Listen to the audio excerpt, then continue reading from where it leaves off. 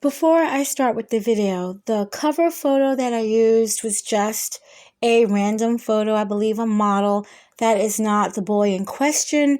I have no idea what the boy in question looks like. That's not him. I just want to make that clear. So here we go. Hello, happy Friday. And we are back, Dark Ones, with another one. Now, I did cover this story several months ago when it first came out. And it was involving a teacher out of Covington, Tennessee. Now, Alyssa McCommon, 38 years old, she is an elementary school teacher.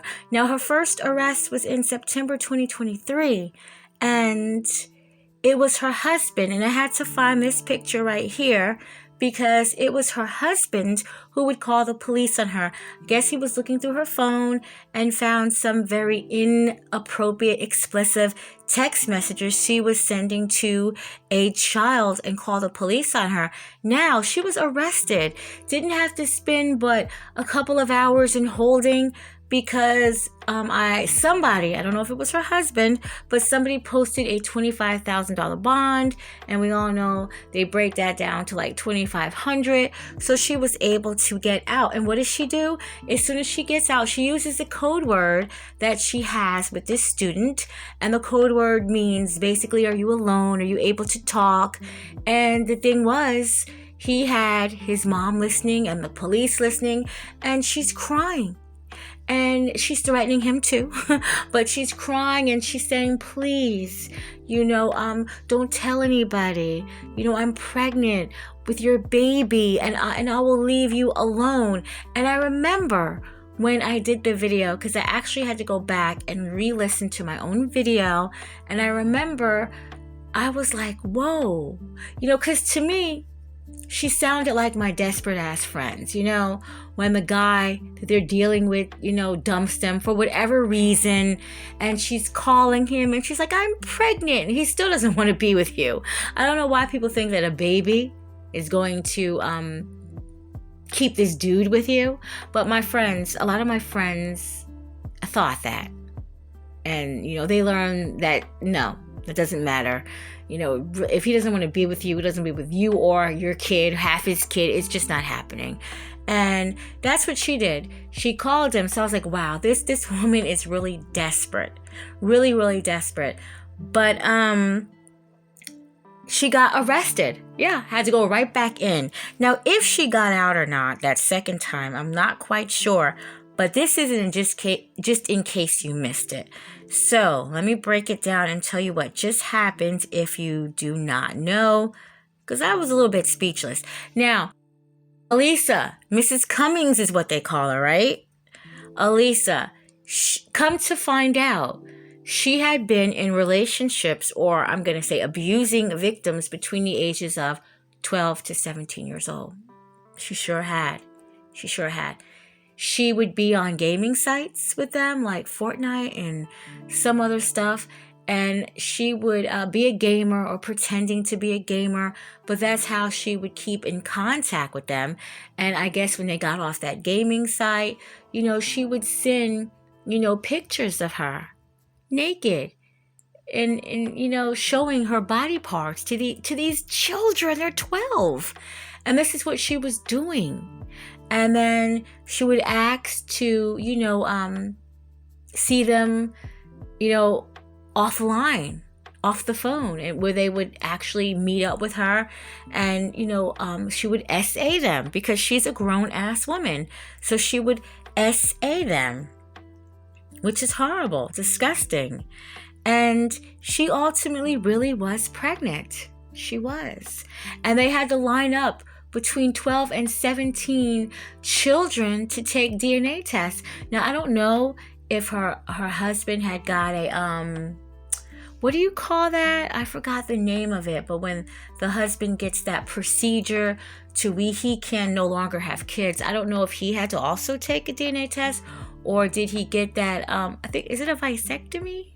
I'm sorry, I forgot the name of it, but they had to line up these babies to see who was the father of this child. So you would think that they were getting together a little basketball team, right? Ages 12 to 17, you can try out for this basketball team. But no, they had to take a DNA test to see if they were a father. And it turned out that the 12-year-old, so she knew what she was talking about in that case. The 12-year-old really had fathered this woman's child, which is horrible. Now, for those of you mothers that are listening to this, imagine if you have a child that's way past 12 now, or at 12, or heading towards 12. Could you imagine that child being a father? I remember, sometimes you have to tell your 12-year-old, okay, get in the shower, clean up your room, I'll go to bed, cut off the TV and go to bed. You have to tell them stuff. And now you have made this child a dad. A whole dad. When this child is in the 7th grade and he's 12, 13 in the 7th grade, he can get a Father's Day card. I mean, that's sickening. It really is sickening, and it's sad. And, there's a lot of, 12-year-old girls that had to actually carry a child by a predator and had the baby to term and may have kept it, or a family member may have kept it.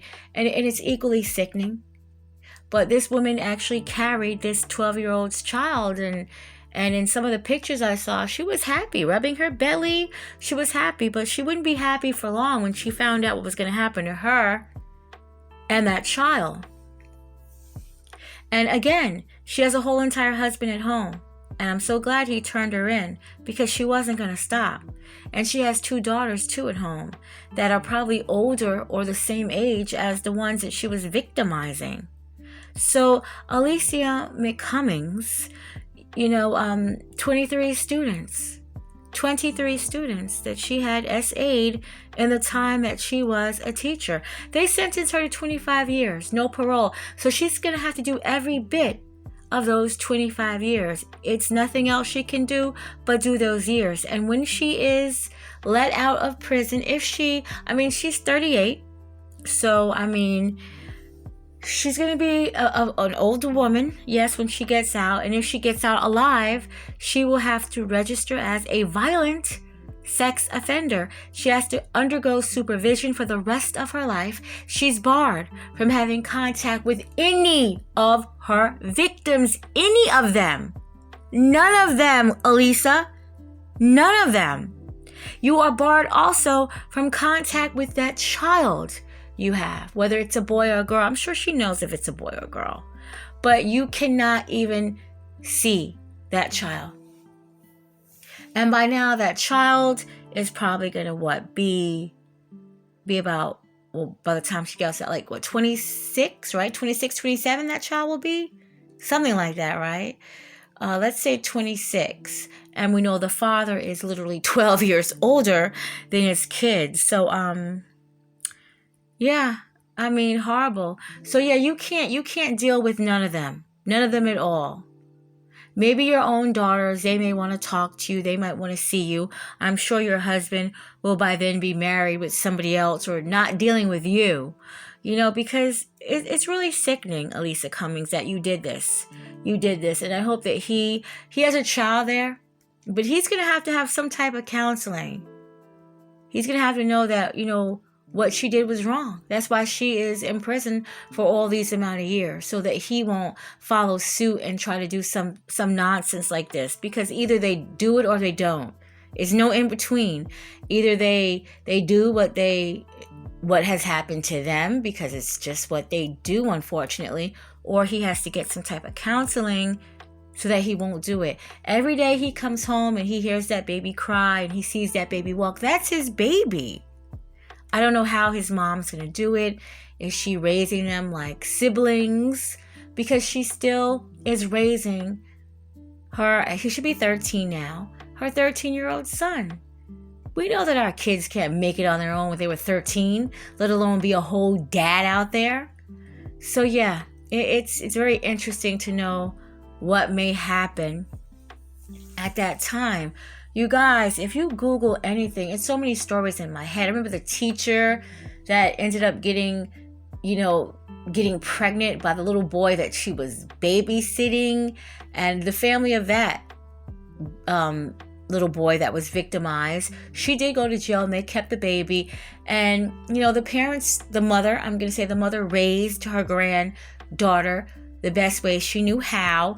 And yeah, he knew that was his child, and when he got older, he started to try to do more for his child. Now, the last I've read of the story, but it's awful what these women have done. It's nasty. It's nasty. And yeah, I mean, men do the same thing, yeah, but right now we're talking about Alyssa Cummings.